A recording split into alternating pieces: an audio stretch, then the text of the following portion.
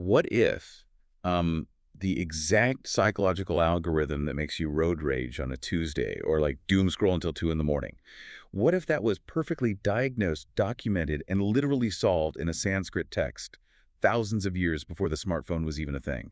I mean, it sounds almost like science fiction when you frame it like that. Right. Yeah, because we tend to assume that, well, because our technology is so unprecedented, our psychological exhaustion must also be totally unprecedented. Yeah, we think we're the first humans to ever be this stressed out. Exactly. But the contemporary analyses we're diving into today, um, they completely dismantle that assumption. Well, welcome to today's deep dive. I'm your host, and I'm sitting down with our resident expert to unpack all of this. Hi, everyone. Really glad to be here for this one. So today we have a really fascinating stack of sources. We're looking at contemporary translations and psychological analyses of two very specific verses from the Bhagavad Gita shlokas 5.25 and 5.26. Yeah, and the mission here is to use these ancient texts to basically decode the plagues of the 21st century, digital fatigue, loneliness, burnout. And just to be clear right up front for you listening, we are not treating this as some distant esoteric religious goal. Like if you hear a term like Brahma Nirvana, Right, which sounds very mystical. yeah, you might immediately picture an ascetic monk meditating in a remote mountain cave for 40 years. If that's the image in your head, throw it out right now. Yeah, please throw it out. Because the sources actually reframe Brahma Nirvana, this idea of liberation in the Supreme, as a highly practical, immediate mental toolkit. It's for right here, right now, on a chaotic weekday. Okay, so let's get into it. The utility of these texts, according to the sources, is that they don't just offer vague platitudes, right? No, not at all. They're actually incredibly precise. They diagnose the underlying mechanics of our attention and, our anxiety. So to understand how to achieve this living, breathing peace, we first have to look at what's actively exhausting our minds right now. Right. And the analysis points directly to the sheer volume of conflicting information we process every single day. It's the friction of endless choices. Oh.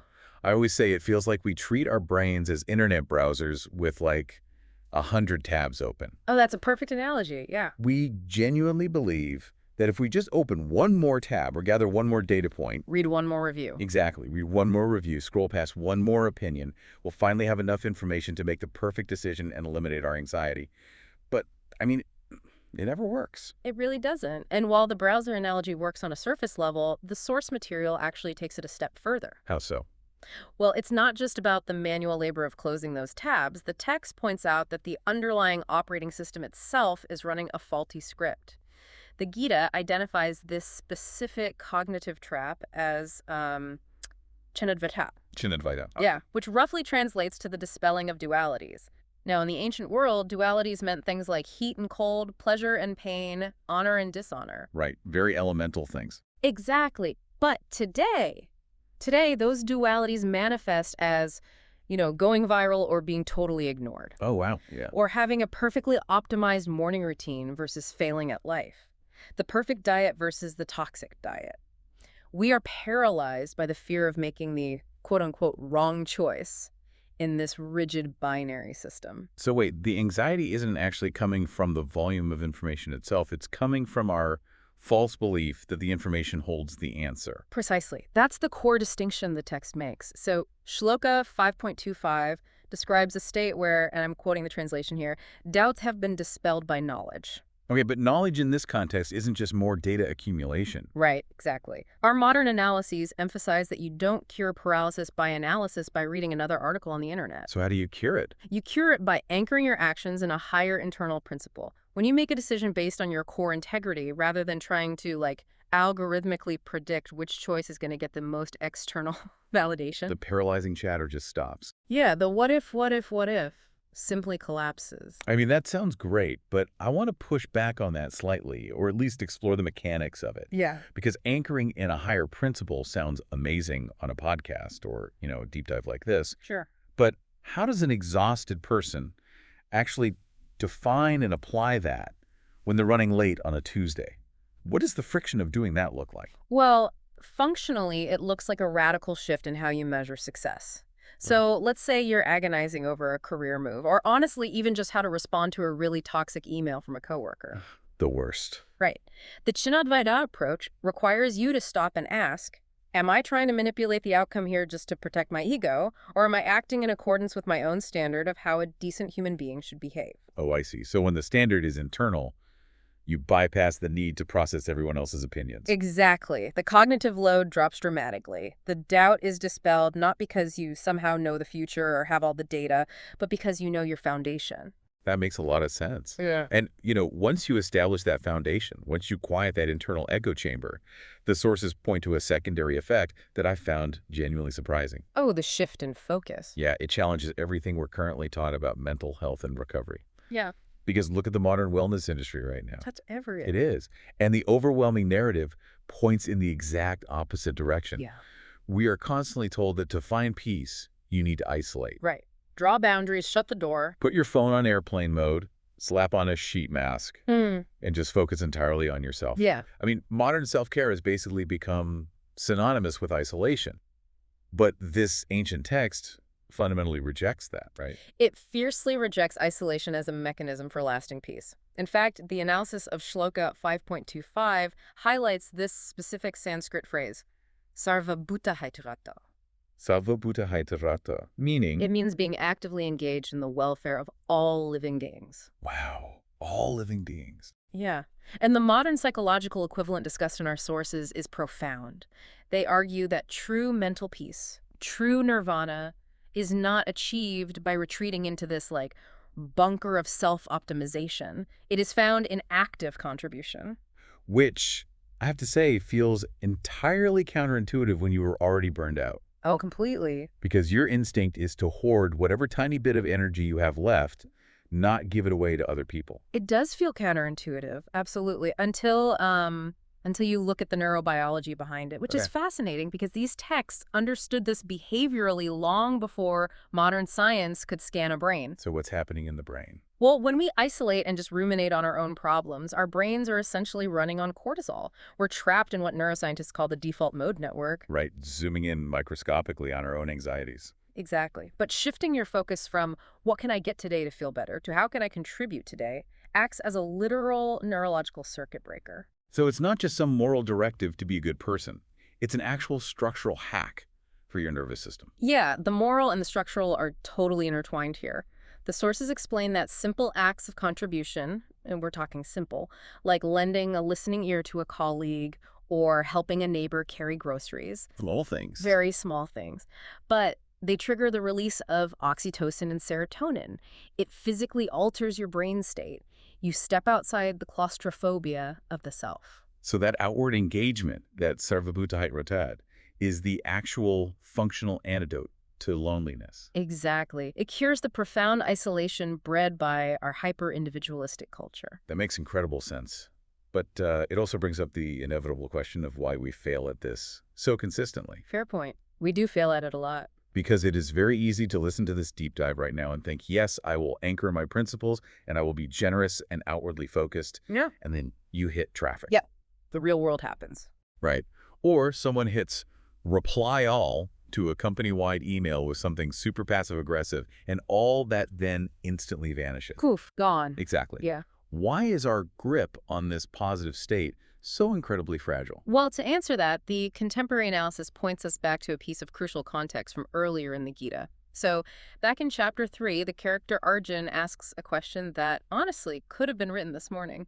What does he ask? He essentially asks, what drives a person to commit wrong actions, even against their own will? Like, why do we act out when we know better? Ah, the ultimate human design flaw. Right, and the text gives a very definitive two-word answer, kama and krota, which translate to desire and anger. Kama and Krota. Okay, yeah. And the reason we are examining chapter 5 today is that Shloka 5.26 details the ultimate reward of mastering these two specific forces. It states that for disciplined souls who are free from desire and anger, liberation is present all around them. Wait, okay. If Kama is desire and Krota is anger, modern technology obviously didn't invent those emotions. No, of course not. So are you saying that modern algorithms are just like exploiting a thousands of years old vulnerability in our cognitive hardware? That is exactly the case the sources make. Think about the actual mechanics of modern digital life.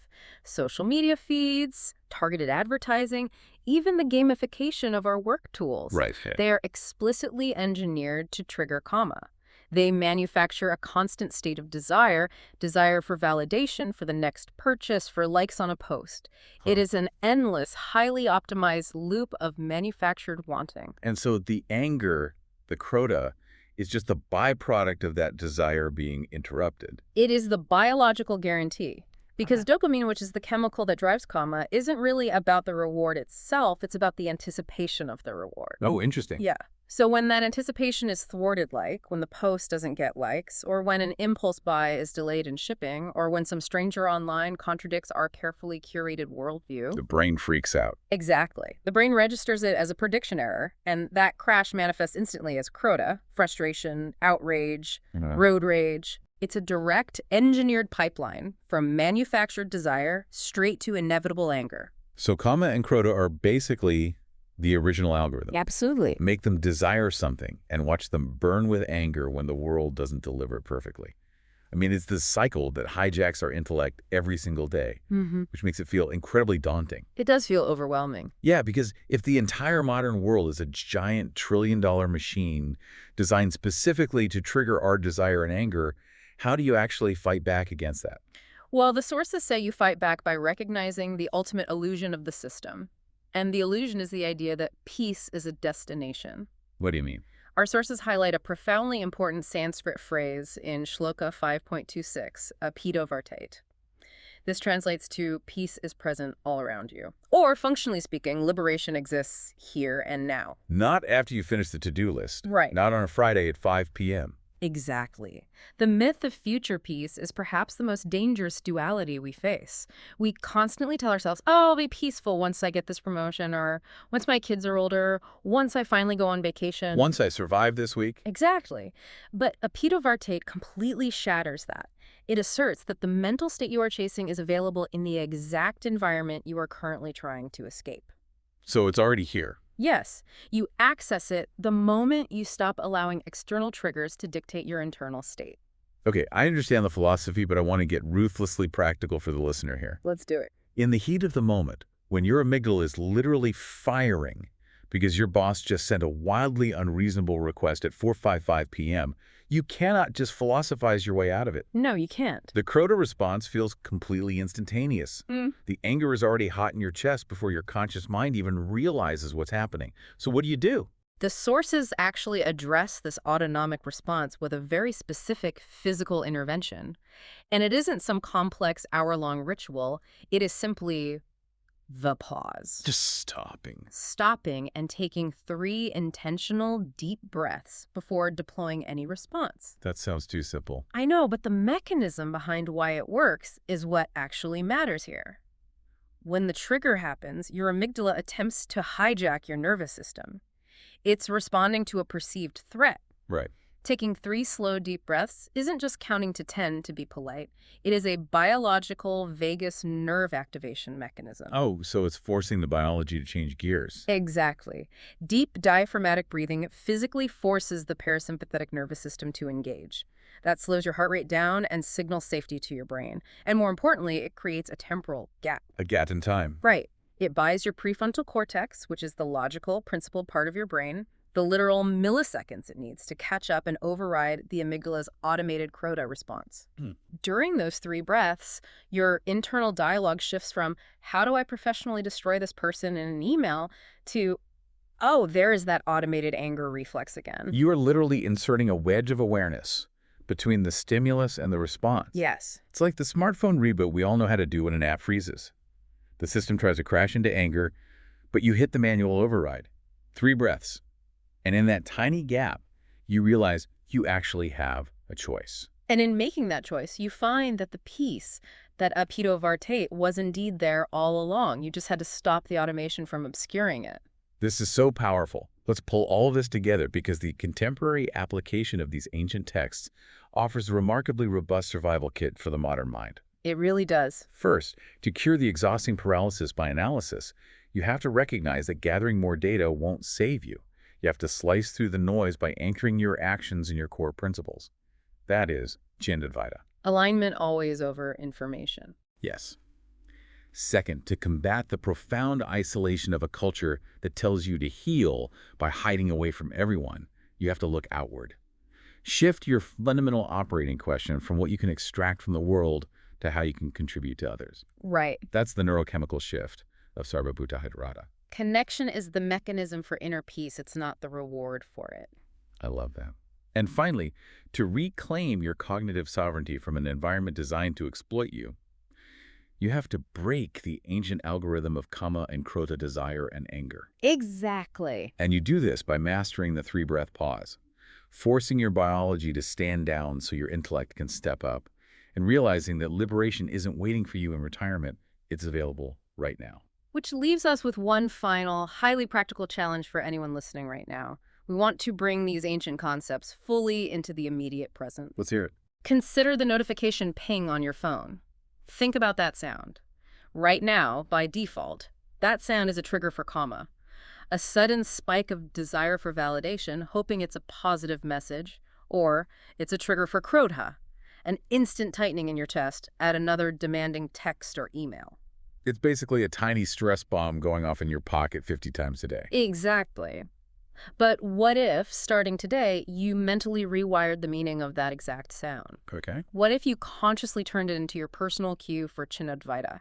Imagine if every single time you heard that ping, instead of bracing for anxiety or blindly reaching for the dopamine hit, it simply became a bell of mindfulness. Oh, wow. A built-in reminder to pause, take one deep breath, and realign with your highest integrity before you even look at the screen. That is a phenomenal reframe. Taking the exact mechanism that was engineered to distract and agitate you and judo flipping it into a reminder to reboot your own mind. It's right there in your pocket. It just proves that a text from thousands of years ago can actually provide the ultimate user manual for the device we're all addicted to today. Absolutely. Well, thank you so much for joining us on this deep dive. Take these tools, test them out in the friction of your own life. Take those 3 deep breaths when you need them, and we'll catch you next time.